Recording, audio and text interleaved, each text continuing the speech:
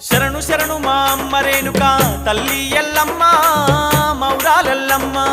పుట్టల్ల పుట్టి పెట్టల్ల పెరిగిన శివుని బిడ్డావు గౌరీ బిడ్డావు శరణు శరణు మా అమ్మ రేణుక తల్లి ఎల్లమ్మ మౌరాలెల్లమ్మ పుట్టల్ల పుట్టి పెట్టల్ల పెరిగిన శివుని బిడ్డావు గౌరీ బిడ్డావు